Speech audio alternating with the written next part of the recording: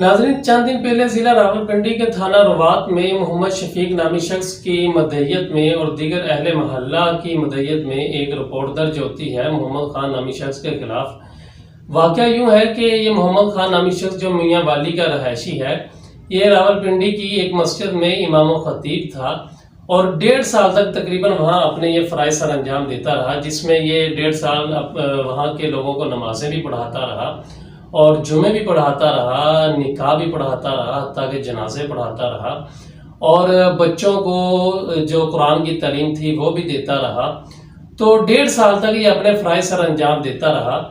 तो अहले इलाका भी इस बात की गवाही देते थे कि ये इंतहाई शरीफुन नफ्स शख्स है और शरीफुत्तबा शख्स है और आवाज़, खताबत, दरस कुरान हर लिहाज से, हर अंदाज से ये शख्स बाकमाल है। लेकिन नाज़रीन, होता फिर यूँ है कि 1.5 साल का अरसा गुजरने के बाद ये शख्स इंतज़ामिया से इजाज़त लेता है कि अब वो बेहतर रोज़गार की तलाश में मुल्क पाकिस्तान को छोड़कर सऊदी अरब जाना चाहता है। तो इंतज़ामिया इसको इस बात की इजाज़त देते हैं कि आप सऊदी अरब बेहतर रोज़गार की तलाश में चले जाएं। लेकिन फिर होता यूँ है, चंद दिन गुजरने के बाद मकामी लोग इसको वहीं पर रावलपिंडी की हदूद में ही इसको एक दूसरे रूप में देखते हैं। तो लोगों को शुबा होता है ये तो वही शख्स है जो हमारे मोहल्ले का इमाम मस्जिद था। तो तस्दीक होने पर पता चलता है ये वही शख्स है और बाद अज़ां अहले महल्ला और मोहम्मद शफीक नामी शख्स ये लोग थाना रवात में पहुंचते हैं और वहां पर इस शख्स के खिलाफ रिपोर्ट दर्ज करवाते हैं कि इस शख्स ने 1.5 साल हमारे मोहल्ले में इमामत की है, तो अब उसने ये रूप धार लिया है, तो लिहाजा इस शख्स ने हमारे दीनी और अखलाकी जज्बात को मजरूह किया है, जिससे हमें इंतहाई दुख हुआ है। तो बाद अज़ां रिपोर्ट दर्ज होने के बाद इस शख्स को गिरफ्तार भी कर लिया जाता है। तो जब इस शख्स को गिरफ्तार किया जाता है तो इससे पूछा जाता है कि आपने ये सब कुछ क्यों किया।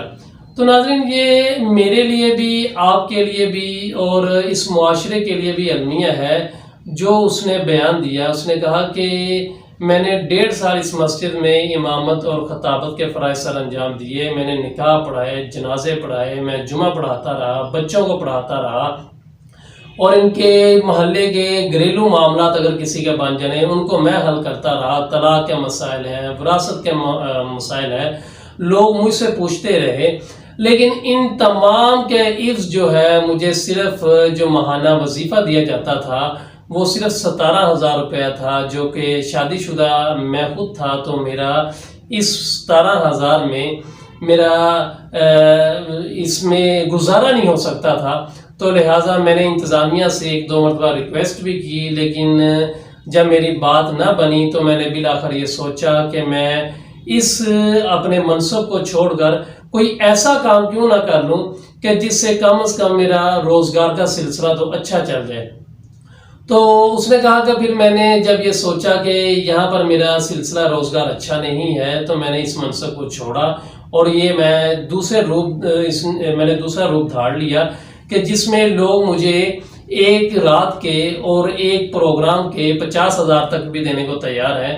और जो मनसब मैं पहले इख्तियार कर रहा था, जिसको सारी दुनिया, सारे लोग तो यही कहते हैं ये मनसब बहुत आला है, लेकिन सिर्फ लफ्ज़ों में कहते हैं, और लेकिन इन मनसब वाले लोगों का जो अंदर का दर्द होता है उसको कोई नहीं जानता। तो मेरा गुजारा नहीं होता था। पूरा महीने के बाद मुझे 17,000 दिया जाता था और जहाँ एक प्रोग्राम करने के 50,000 तक लोग दे देते हैं। तो बिल आखिर मैंने तंग आकर ये मनसब, ये मैंने हुलिया इख्तियार किया।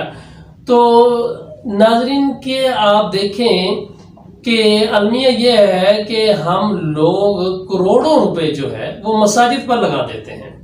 करोड़ों रुपए मैंने अपनी आंखों से देखा, आपने भी देखा होगा, हम लोग मसाजिद पर लगाते हैं।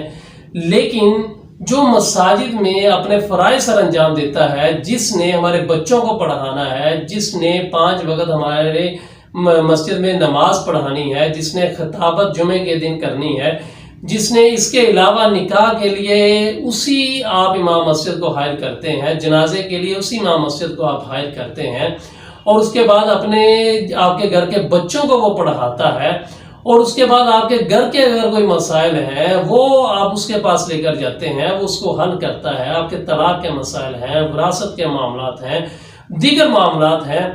پھر اس سے بڑھ کر وہ مسجد کا چوکیدار بھی ہے، کیونکہ ہمارے ہاں یہی ہوتا ہے جب نمازی سارے چلے جائیں تو اس کے ذمہ ہی ہوتا ہے، اس نے مسجد کو تالا لگانا ہوتا ہے. اگر وہ نہ لگائے، مسجد سے کوئی چیز اٹھائی جائے تو یہی کہا جاتا ہے کہ مولوی صاحب کے ذمہ تالا لگانا تھا.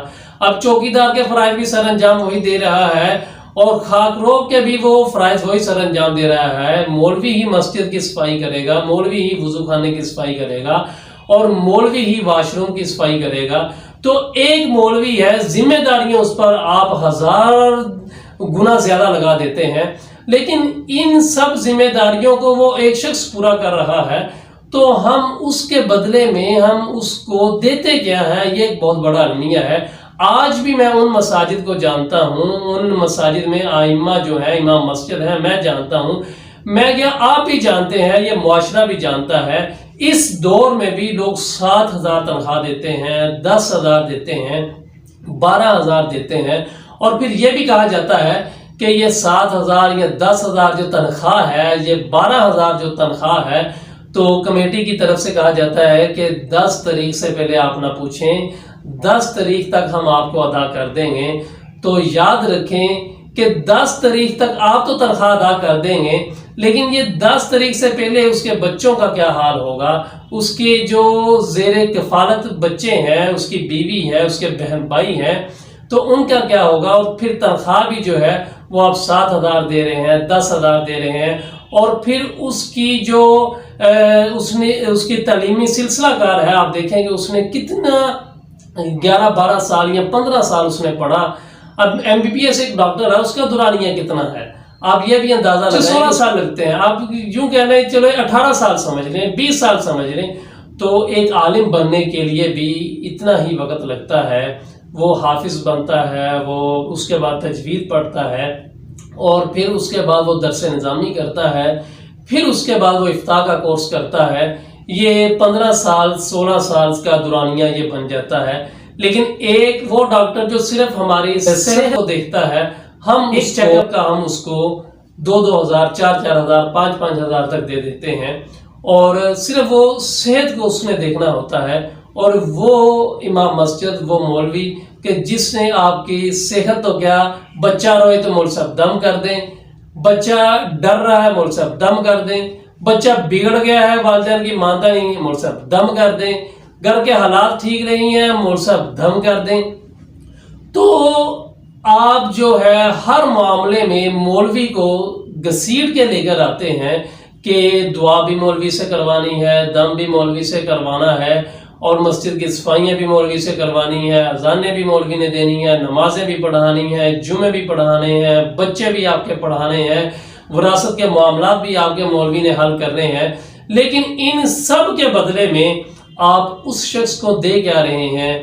یہ شاید ہمارے زوال کی جو اور بہت ساری وجوہات ہیں، ان میں سے شاید ایک وجہ یہ بھی ہو کہ آج ہماری مساجد تو بہت ترقی پذیر ہیں کہ ہم بہت اچھی وہاں ٹائلیں لگا رہے ہیں، اچھے قالین بچھا رہے ہیں، اور اچھی سہولتیں دے رہے ہیں. بہت اچھی بات ہے، بہت اچھی بات ہے، بالکل گناہ کا کام نہیں ہے، ثواب کا کام ہے، اجر کا کام ہے. آپ مسجد کو خوبصورت سے خوبصورت ترین بنائیں، اگر پنکھے ہے اے سی لگائیں، ٹھیک ہے، اے سی سے بڑھ کر کوئی چیز ہے وہ بھی آپ لگائیں، سہولیت جتنی دے سکتے ہیں دیں.